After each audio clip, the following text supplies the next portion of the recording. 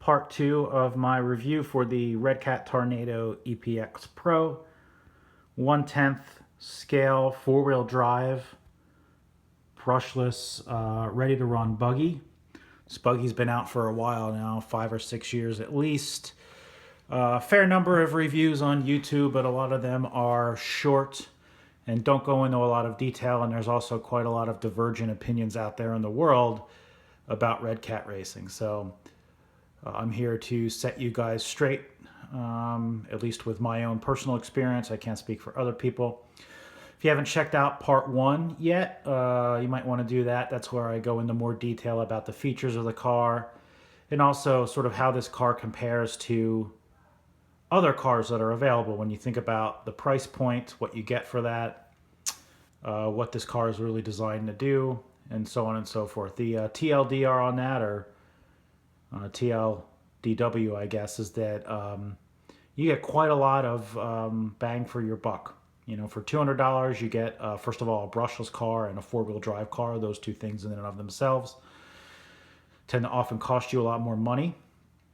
You get some nice aluminum parts. You get full ball bearings all around, oil-filled shocks, metal gear differentials that are sealed, and just a good-looking car. So in terms of the out-of-the-box value, it's good. But then the million-dollar question is, you know, what's it actually like to drive? How well does it hold up under, you know, aggressive bashing and things like that?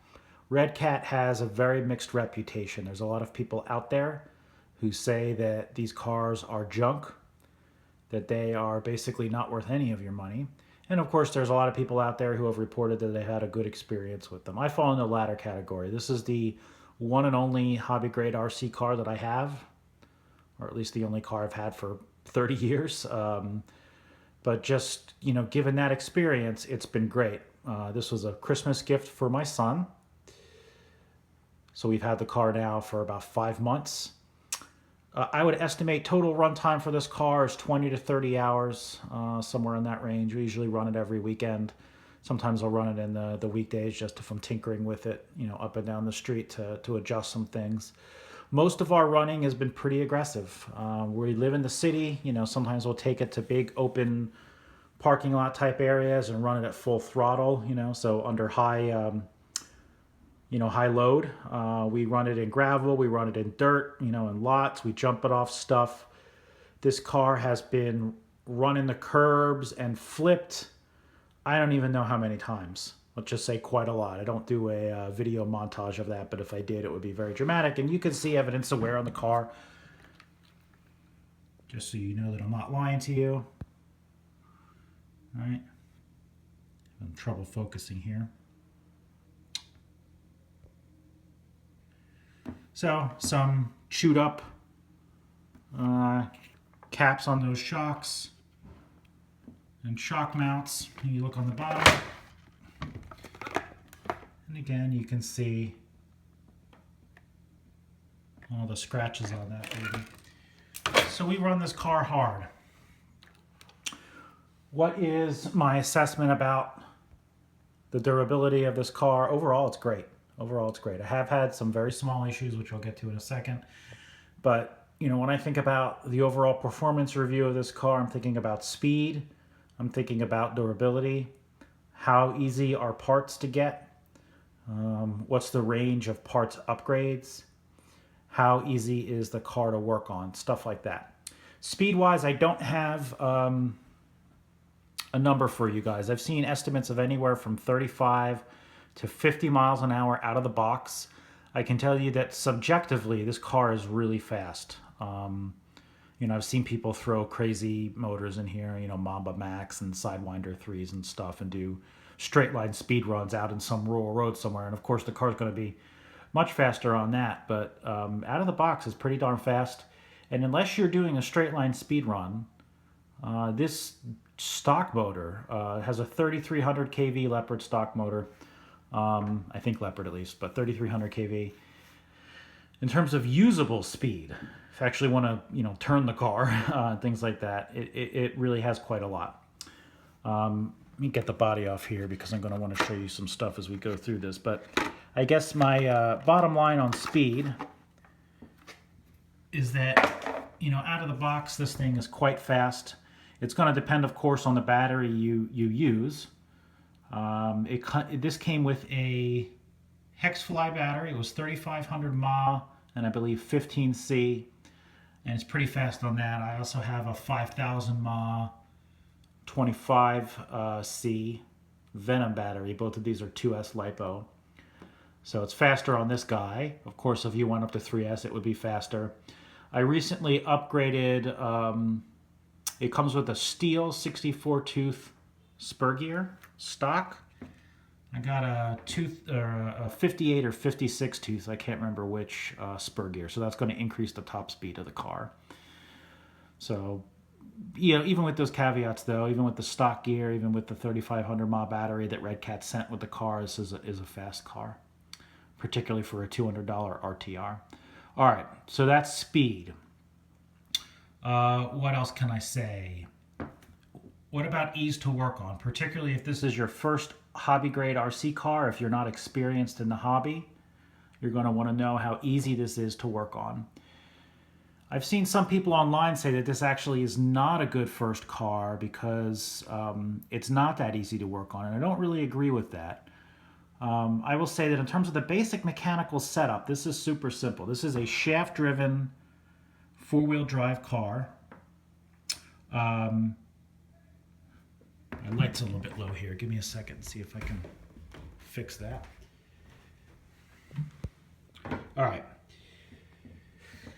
Front and rear gearboxes, differentials are basically the same. You know, the gearboxes are right here. Once you open these, they're the same. The shaft on the drive pinion's a little bit longer in the back because you're mounting the spur gear there. But other than that, they're the same. I have found this car actually quite easy to work on. I didn't have, you know, I'm somewhat handy, but I don't have any experience with RC. And as long as you're paying attention to what you're doing and you're paying attention to how things fit together, I think you'll be fine. I got a bunch of Ziploc bags, got some pieces of tape. I labeled the tape and stuck it on the bag. So I would say, you know, these are the screws for the top chassis plate. These are the screws for the gearbox, etc. And as long as you pay attention to how things go together, when you're taking it apart, I've actually found it remarkably easy to work on this car, to disassemble it and rebuild it. And again, it's pretty simple. You got motor, pinion, spur gear, rear gearboxes, you know, back here. It's easy to get on and off. It's pretty much identical to the front, and then you just your standard, you know, rest of the drivetrain there. The car does come stock with Phillips head screws instead of hex screws. I wish it came with hex screws. It's a minor complaint. Not a huge complaint. It at times has made working on the car a bit of a pain in the ass, just because if you're trying to get a screw on or off with a fair amount of torque, Phillips head can be a little bit unwieldy compared to hex screws. So overall good. The one complaint I will have about working on the car, it does come with a set of schematics and with parts labeled. That is good. And you can go on Redcat Racing's website and you can search by part number. It's very user-friendly. So for the most part, that has been good. I will tell you that for a few parts on the car, for whatever reason, they are not labeled in the schematics that come with the car. So for example, you look at the screws on the bottom. These are the screws here that you use to screw in the motor mount. Just, you know, countersunk, flathead screws. There's no part number for these on the schematics of the car, but it's relatively easy. The car does come with a list of upgrades, and if you go on the Redcat website and you know, just search for, you can search by not just part number, but search by model. You can find what you're looking for pretty easy. All right. So in terms of ease of working on the car, I would put it very high. I don't know, 4 out of 5 maybe. The only thing that I wish is that Redcat would label every single part that comes with the car. There is an exploded view of the differentials, but there's a few other things that they could put a little bit more detail on, but overall pretty good. All right, so the car is fast. The car is relatively easy to work on. What else can we say? What about durability? Durability is the $1 million question on this car. When you go online and you read reviews about Redcat, More than anything, the negative comments that you'll see say that the car is cheap, that it's junk, that it breaks really easily. Now, the first thing that I would have you guys keep in mind is that when you're talking about hobby grade cars, these cars are typically driven at high speeds. We're putting a lot of stress on them. We're jumping them off things. We're running them into things. We're flipping them. So you have to expect that stuff is going to break. That is just part of it. And, I've seen people make this comment. I read a lot of comparison reviews for other brands. And there are some people out there who compare these unfavorably to, say, Traxxas, but then there's other people who respond and who will say, look, I've had a Traxxas Rustler, I've had this brand or that brand, an Associated RC10, they make an RTR version of that. They say stuff breaks on that stuff too. I don't have any personal frame of reference because, again, this Redcat is the only car that I own. But just keep that in mind. There is no RC car out there that is not going to break, particularly if you're running it fast and particularly if you're bashing it. Having said that, I've been very pleasantly surprised with the durability of this car. And I would actually go so far as to say that not only is the durability average compared to other RC cars, or do I have reason to think that it's probably average? I would go farther than that and say that it's good. I'm surprised at how well this car is held up. Let me give you a couple examples. After having the car for only a few days, I accidentally ran it into a curb at pretty much full speed. I was pegging at full throttle. I was in a big parking lot, so I was able to get up to speed. I wasn't paying attention to where the car went. And about 5 feet before I ran it into the curb, I saw where I was heading. I slammed on the brakes. It wasn't enough. The car skidded and it sort of slammed into the curb by the wheels, if you can imagine that. Now, I have aluminum front and rear hub carriers and steering knuckles and hexes on this, but it comes with plastic ones stock. You would think, having slammed this car into a curb at that speed, that I would have broken at least some of that stuff. The only thing that happened on the front and the rear was that these dog bones bent just a little bit. Dog bones are super cheap to replace, and I think it speaks well for the car that all these other components held up. So basically, full throttle crash into a curb, she's still good. Now, I did bend both the front and the rear shock tower. The car comes stock with aluminum front and rear shock towers. Now, the shock towers that it comes with stock are not the ones you see mounted on the car. It comes stock with cast aluminum, which means that they melt the metal down and pour it into a mold. And those cast aluminum shock towers are thinner than what you see here. These are the billet aluminum. So these are machined out of a solid block of aluminum. They're substantially thicker than what you get stock. So how did that happen? Well, in one instance, I let one of the neighbor kids borrow the car. And again, I live in the city. And he took it under a real car. The wing caught, and of course he pegged the throttle and it pulled back and it bent the shock tower. In another instance, we were jumping the car jumped, flipped, landed on the shock tower, and it bent one part of the shock tower. So I did have to replace those. Is that normal wear and tear? Should I consider these shock towers overly fragile? Again, I don't have a frame of reference for another car, but I can say that in both cases, the car was put under a lot of strain. In the first case, it literally caught on something. So I'm not sure that it would be fair to fault the build quality of the car on that. And in the second case, the car was upside down and landed off of a, nearly full throttle jump. So make of that what you will. I will say that the billet aluminum shock towers that you can upgrade to, and which I did upgrade to, not only are they a lot nicer, but they're really not that expensive. If you buy them from Redcat, I think they're about 10 to 15 bucks. This is the exact same car as the Exceed Sunfire and the HSP XSTR. And in theory, the parts are interchangeable. So if you spend a little time comparison shopping on Amazon or eBay, you can find identical parts for cheaper. I believe that this front shock tower I got for $6. A little billet aluminum shock tower for $6. You can't beat it with the stick. So that gets me into, actually hold on a minute, before I do that, let me finish the durability stuff. So I bent a few dog bones, bent some shock towers. The only other thing that happened with this car is that a screw fell out of it the first time I ran it. I didn't thread lock anything, so you could say that was my error. I bought some replacement screws. They were cheap, got here in a day or two.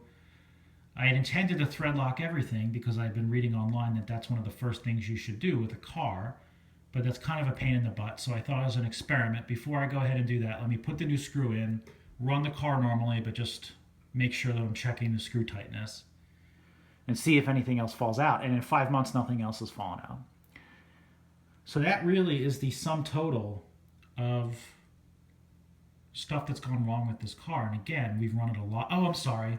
I forgot the biggest thing. Scratch that. One more thing to add. Steering servo. The steering servo is a frequent point of complaint with Redcats, not just this model, but also with the Caldera, and it is deserved. But it's also an easy fix.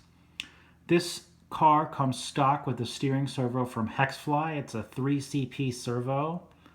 I think it may be splash proof, if I remember correctly, although I don't know if it's fully waterproof. But the bigger issue is that it's not very powerful. I believe it's 3 kilograms per centimeter of torque, and it's plastic geared.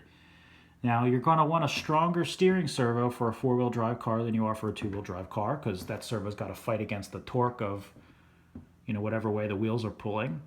And also, this is a brushless motor, so it's putting down a pretty good amount of power to those front wheels. Redcat just needs to, at some point, start offering a better servo stock.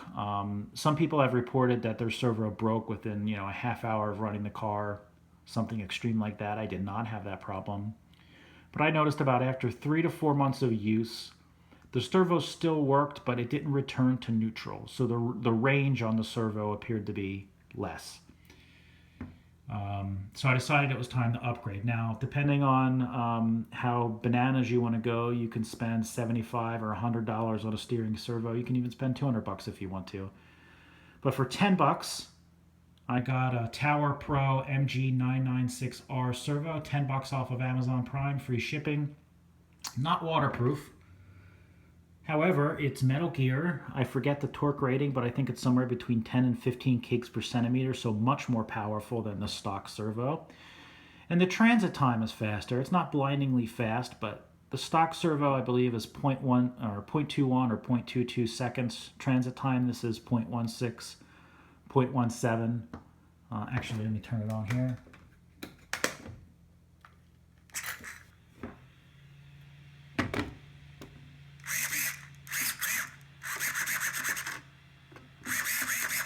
That's perfectly adequate for bashing. I don't need some, 0.05 second transit time for a bashing car. Doesn't justify it. Now that servo comes with a servo horn, but I thought, why not? I'll get an aluminum servo horn. This one's from Axial. Fits fine. That was another $10. So the servo was a $20 fix. Now, if anybody from Redcat is out there, I doubt there's anybody out there at all. I'm probably talking to myself here, but perchance, should someone from Redcat stumble across this video, for the love of God, please just include a better servo with the car. You're probably getting these cheap enough from the manufacturer that it's not going to alter the price point of the car. And I'd rather spend $210 to get a car with a halfway decent servo than to spend $200 and get a car with a servo that's going to crap out. All right, so that being said, that really is the sum total of the durability issues that I've had with this car. A couple bent dog bones, which is really not all that bad, and if anything is quite impressive given that that came from me chucking the car into a curb at 30 miles an hour. A couple bent shock towers, which were not too costly to replace and were from hard bashing, and a servo, which is Redcat's issue. But again, it's not expensive to get one, and for everything else you get with the car, I can't imagine that that is a good reason not to buy the car. All right. So we've talked about speed, we've talked about ease of working on it, we've talked about durability. Again, I can't stress enough, you see a lot of bad things online about these cars being cheap. Maybe that was true 5 years ago, maybe it's true for some other people now. I can only tell you that with my experience, it's been good. I keep saying I'm done and I remember things. I did have to get 2 new shocks. Before I put this TBR Basher bumper on, it had the stock bumper. The stock bumper sucks. It's really small. It doesn't protect you from anything. So I ran this into a car, a real car, at speed, and it bent one of the shocks. So I just got replacements, not from Redcat. These were just generic shocks, I think from Sky Q, that were rated for the HSP buggy. They were a little bit long. So they said 1/10 buggy. I wonder if these are actually the shocks for the monster truck, because they're a little bit longer than the ones that came with the stock car. But I just mounted them slightly differently. And actually I like it better because the stock car for a buggy sits a little bit low. Now it doesn't sit as crazy low as some of these four-wheel drive race buggies. I was looking the other day at an online review of, gosh, what was it? Maybe it was one of the new hot bodies, four-wheel drive 110 buggies, which aside from being about 3 times as expensive as this, is optimized for racing, and it sits super low to the ground. This Tornado doesn't sit quite that low, but it does sit a little bit lower than some other buggies. So if you're doing a lot of bashing, you might want to just adjust the suspension upward. It worked out in my favor that these shocks were a little bit longer because it increased my ride height. The other thing I'll say about adjustment is that I think the stock shocks were a little bit soft on this. That was an easy fix. You can see that the bodies of these shocks are threaded, and you could adjust the spring rate. So you can basically screw this and it'll compress the spring, stiffen the spring, so that stiffens the shock. So then I just got some 50 weight shock oil, and now these things are pretty stiff. I'm not racing this car, so I don't need the suspension super tuned. I'm mostly worried about it not bottoming out when I take it off of a giant jump. And with the adjustments, that worked out just fine. Okay, so I think the only other thing to talk about in terms of the review for this is the availability of parts and hop-up parts. Now, in terms of availability, I think a lot depends on what you mean by available. If you're ordering parts online, they're super easy. You can order them from Redcat, you can order them from other manufacturers. Again, this is the same as the HSP X-Star and the same as the Exceed Sunfire. So if you go into Amazon and you search for parts to fit them, you will find a bunch of stuff. And in particular, if you have Amazon Prime like I do, it's free shipping. It comes in a day or two. I'm a grown-up with a full-time job, and so I'm not running this car on weekdays that much anyway. So if I have to wait a couple days, excuse me, I had to get my water there. If I have to wait a couple days for a part to come, it's not a big deal for me. I also live smack in the middle of the city. There are not any hobby shops within a short distance of me, so under any circumstances, it's easier for me to get parts off the internet. Now, some people like to get parts from their local hobby shop. I've seen some comments online that not all hobby shops carry Redcat parts. Some do. I looked online, and there's a couple that are, you know, if I feel like driving 45 minutes or so, carry them.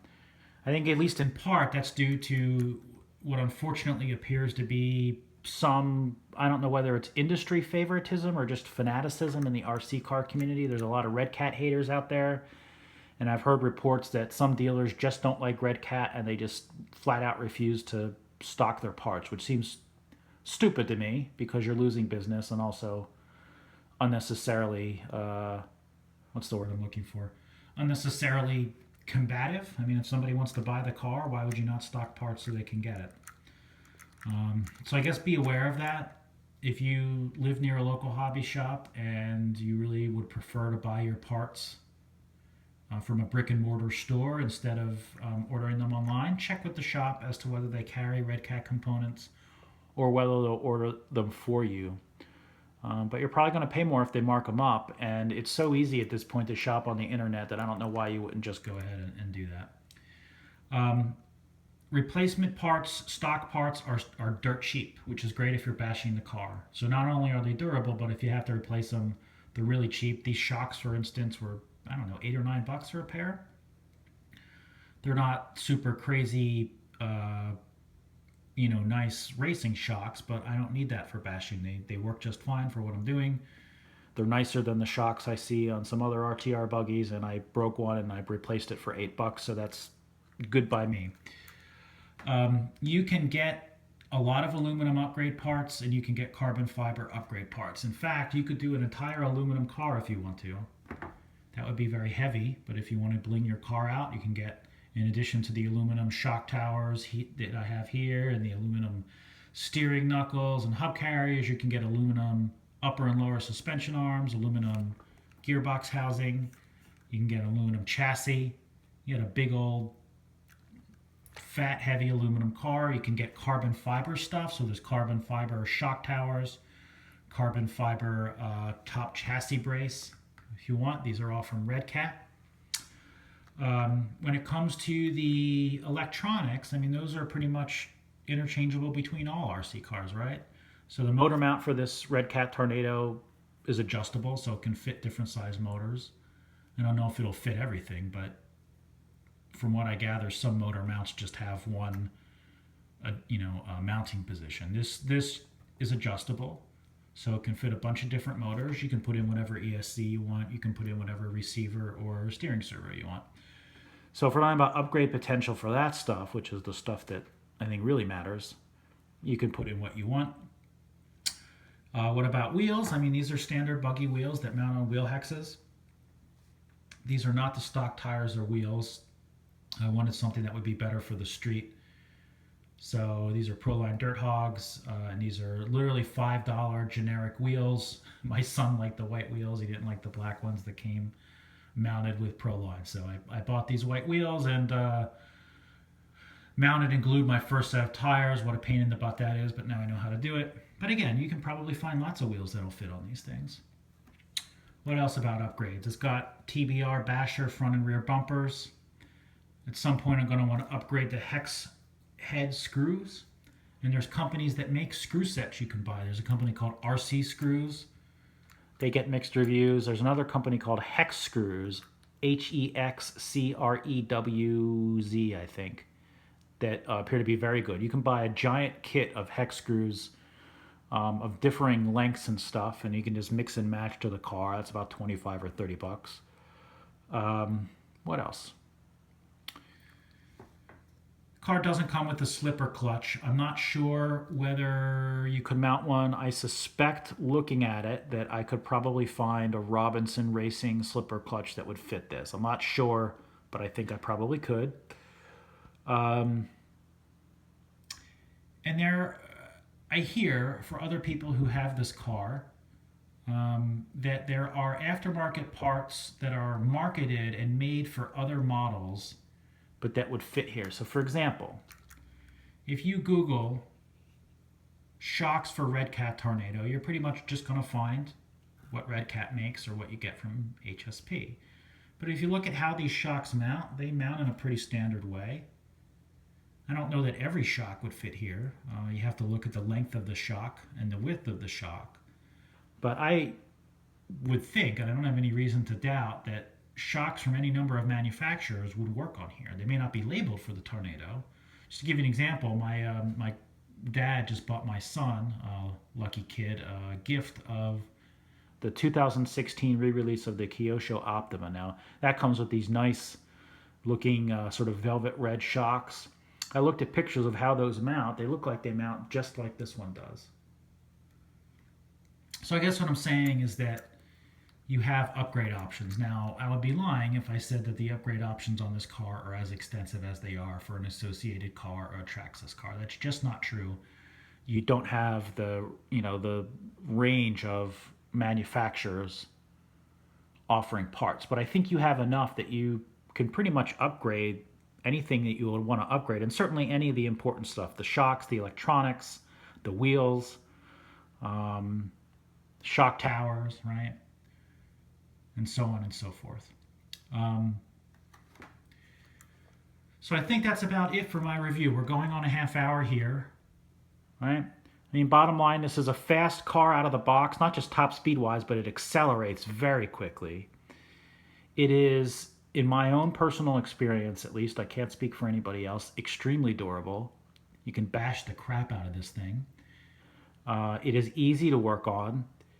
If you need to get stock replacement parts, they are cheap and easy to find on the internet. If you want to get upgrade parts, they are not as, extensive as you would see for some other manufacturers, but they are extensive enough that I wouldn't let that hold you back. So overall, this car gets a very good rating for me. It's a very maligned car and a very maligned manufacturer, and maybe there are some reasons for that historically. Some people, I think, just don't like them because it's a clone, or don't like them because it's, originally manufactured in China. That's fine, but those things don't speak to the quality of the car. And for what I understand, a lot of manufacturers now manufacture in China. Do you see the level of engineering precision on this that you're going to see with, a $500 hot bodies kit? No, you don't. But you're also not paying that much money for it. This is $200 out of the box. This is a basher market car that I'm not going to say it won't do well for racing. Probably going to want to tweak it a little bit. It might do okay, but this is not primarily a super high grade.